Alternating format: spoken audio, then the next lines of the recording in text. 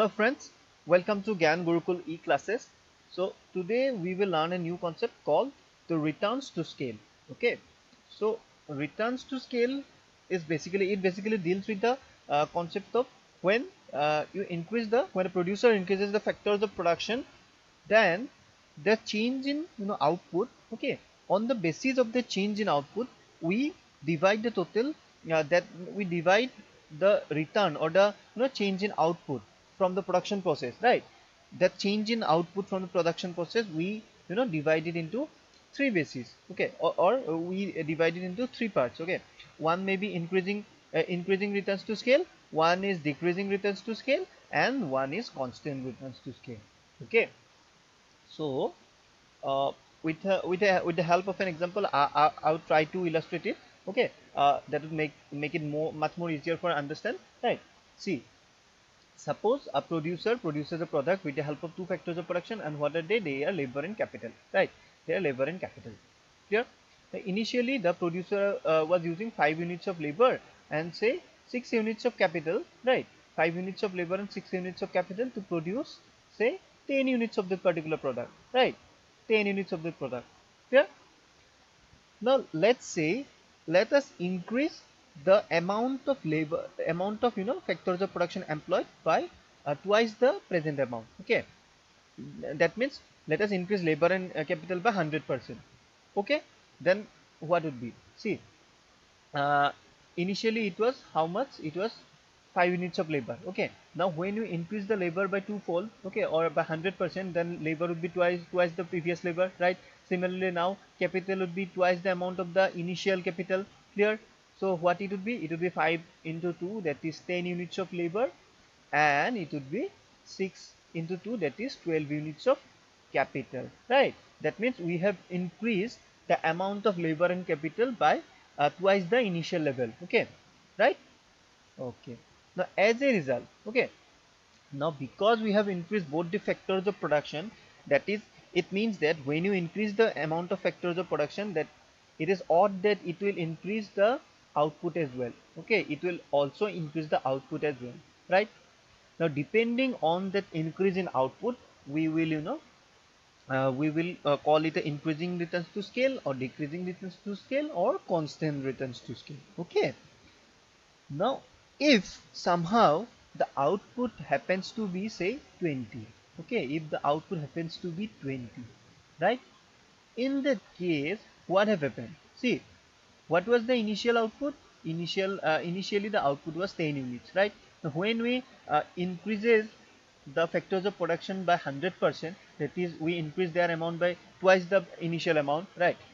Then if output also increases by 100%, or here in this case initially it was output was 10, now if you increase the output by 100%, that means another 10 units of increase. Therefore what would be the output if we increase it by 100%? Definitely it would be 20. Okay, 20, or you can say 2 into the previous output. Okay, what was the previous outputs? Yeah, the previous output was 10, right? Therefore, what have happened? We have increased both the two factors of production by 100%, and as a result, the output also increased by 100%. Right?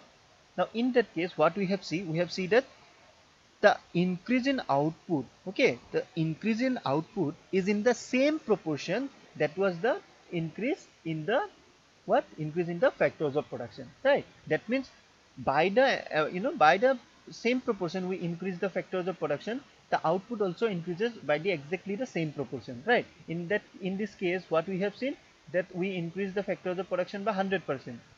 Sorry, we increase the factors of production by 100%, right? And as a result, what have happened? As a result, we have seen that the output also increased by 100%, right? We have increased the factors of production by 100%, and as a result output also increased by 100%, right? Now this type of returns, okay, this type of returns is called constant returns to scale. Okay, CRS, or constant returns to scale, right? When output also increases by the same proportion, just like the increase in the you know factors of production. Okay, if the both the increase in the factors of production and output happens to be the same proportion, then it is called constant returns to scale. Clear? Now there may be sometimes what happen, sometimes it may happen that, see, you increase the both the two factors of production by say 100%, right? That means now the amount of labor is 10 and the amount of capital is 12. like like the previous example, you have increased the both the two factors of production by 100%, right? Now sometimes what may happen, the level of output may be less than the 100% increase in output. That means, see, you have increased both the two factors of production by 100%, right? Now if you increase the initial output by 100%, that it should have been 20, right? It should have been 20. But in this case, let's say the output is not 20, rather it is a lower number than 20, say 18. Okay, let's say the output is 18. Now see, when you compare 18, okay, when you compare 18, see,